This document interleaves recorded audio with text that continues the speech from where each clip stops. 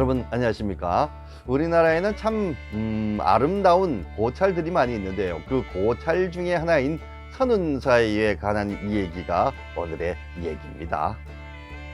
전북 고창군 아산면 삼인리 도솔계곡과 선운계곡이 만나는 자리에 선운사가 있지요. 선운사는 김제의 금산사와 함께 전라북도를 대표하는 사찰이면서 대한불교 조계종 제24교구 본사입니다. 이런 선운사 창건에 관해서는 두 가지 이야기가 전해지는데요. 하나는 신라의 진흥왕이 꿈에서 미륵 삼존부를 보고 감동해서 절을 세웠다는 그런 이야기고요. 다른 하나는 백제 위덕왕 24년 557년입니다.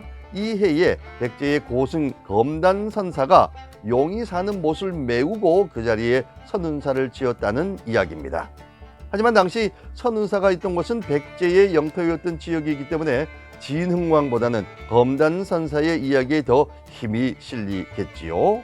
선운사의 이름은 검단선사가 구름 위에 누워 참선한다는 뜻인 참선와운에서 따와서 지었다고 하는데요. 자세한 내용은 이렇습니다. 옛날 백제시대 선운산 기슭의 선운고을에는 가끔 해적과 산적들이 나타나서 주민들을 괴롭혔는데 오순도순 서로 도와가며 사는 이 마을 사람들에게는 도적떼들이 큰 골칫거리였습니다. 하루는 선운고을에 한 노인이 찾아와서 이 마을이 소금과 종이를 만들기에 좋은 곳이라 생각되니 오늘부터 마을에서 살게 해달라고 부탁을 합니다. 마을 사람들은 비록 행색은 초라했지만 인자한 노인의 모습에 흔쾌히 허락을 합니다. 그날부터 노인은 마을에 살면서 바닷물로 소금을 만들었습니다. 마을 사람들은 노인의 일손을 돕고 소금을 만드는 법을 배우기도 했습니다. 노인은 마을 사람들에게 친절했고 어려움이 있으면 해결해 주다 보니 자연스럽게 마을 사람들은 노인을 따르게 됐겠지요. 그러던 어느 날 마을 앞바다에 배가 한 척 나타났습니다. 그 배는 사람의 기척이 있으면 가라앉고 기척이 없으면 떠오르는 이상한 배였습니다.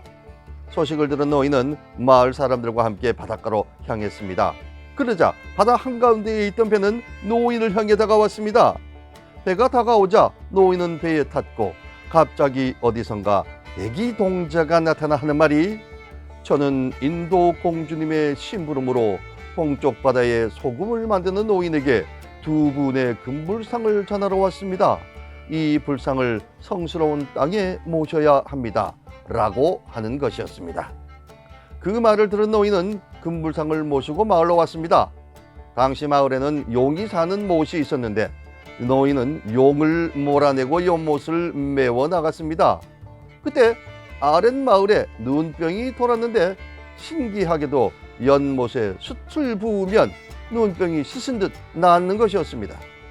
이 사실을 알게 된 마을 사람들은 너나 할 것 없이 숯과 돌을 날라 못을 메웠습니다.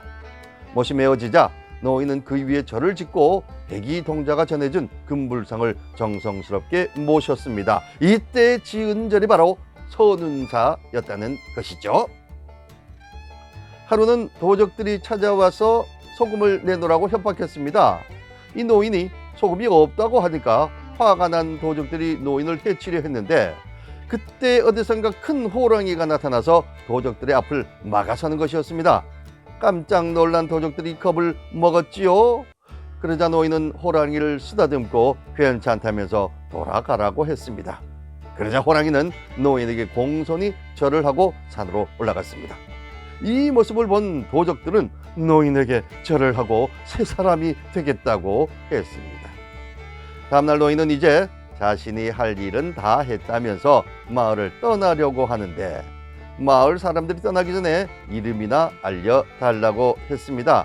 그러자 노인은 검고 북단은 검단이라고 하오 라고 말하면서 호련히 마을을 떠났다고 합니다. 이 선운사에 얽힌 설화는요, 검단선사가 창건한 선운사에 대한 내력을 담은 그런 이야기입니다. 검단선사는 마을 연못에 사는 용을 물리치고 용이 살았던 연못에 선운사를 만드는데요. 이것은 토착신앙을 몰아내고 외래 종교인 불교가 뿌리내리는 과정을 보여주는 것이기도 합니다.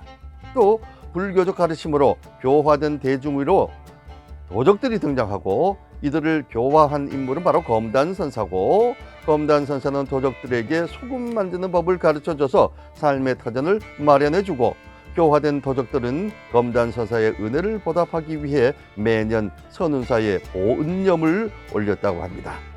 이처럼 선운사에 얽힌 설화는 검단선사를 중심으로 선운사가 창건되었고 새로운 문화가 전파되었다는 것을 보여주는 이야기라 할 수 있습니다.